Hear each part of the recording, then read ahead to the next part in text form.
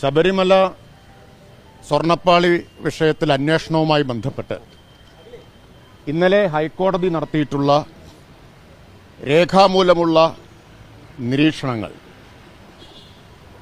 അന്വേഷണത്തെ പൂർണ്ണമായിട്ടും അംഗീകരിക്കുന്നതും അതേസമയം ശരിയായ ദിശയിൽ നടക്കുന്ന അന്വേഷണത്തെ അട്ടിമറിക്കാൻ മാധ്യമങ്ങളും ബാഹ്യശക്തികളും ചേർന്ന് നടത്തുന്ന പ്രവർത്തനങ്ങളെ രൂക്ഷമായി വിമർശിക്കുന്നതുമാണ്.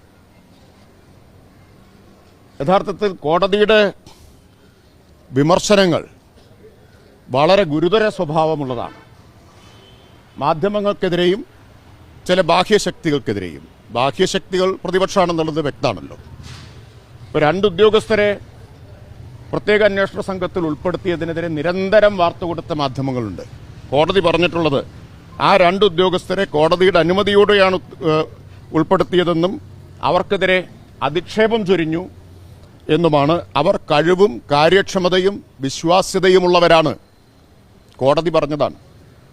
എന്താണ് ആക്ഷേപം ഉന്നയിച്ച പ്രതിപക്ഷ നേതാവിനും ആ ആക്ഷേപം പ്രചരിപ്പിച്ച മാധ്യമങ്ങൾക്കും പറയാനുള്ളത്? കോടതി നടത്തിയിട്ടുള്ള ചില നിരീക്ഷണങ്ങൾ സർക്കാരിനെതിരെ നടത്തിയതാണെങ്കിൽ എന്താകുമായിരുന്നു കേരളത്തിലെ സ്ഥിതി? കോടതി പറയാണ് പാരഗ്രാഫ് 8-ൽ കോടതിയുടെ വ്യക്തമായ മാർഗനിർദ്ദേശങ്ങൾക്ക് വിരുദ്ധമായി SITയെ അനാവശ്യ സമ്മർദ്ദത്തിലാക്കുന്നു.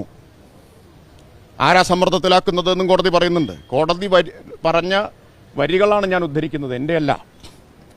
അടിസ്ഥാനരഹിതമായതും തെറ്റിദ്ധരിപ്പിക്കുന്നതും ഊഹാപോഹങ്ങളെ അടിസ്ഥാനപ്പെടുത്തിയുള്ളതുമായ റിപ്പോർട്ടുകളിലൂടെ മുഖ്യധാരാ മാധ്യമങ്ങളും സാമൂഹിക മാധ്യമങ്ങളുമാണ് ചെയ്യുന്നത്.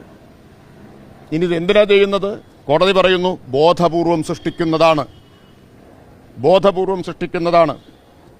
ഉദ്യോഗസ്ഥർക്കെതിരെ, അന്വേഷണ ഉദ്യോഗസ്ഥർക്കെതിരെ അടിസ്ഥാനരഹിതമായ ആരോപണങ്ങൾ ഉന്നയിക്കുന്നു.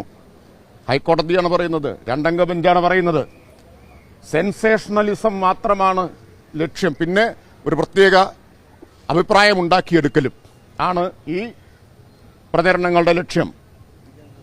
അന്വേഷണത്തെ ദുർബലപ്പെടുത്തുന്നതും ജനവിശ്വാസം തകർക്കുന്നതുമാണ് ഈ പ്രചരണം, റിപ്പോർട്ടിംഗ്.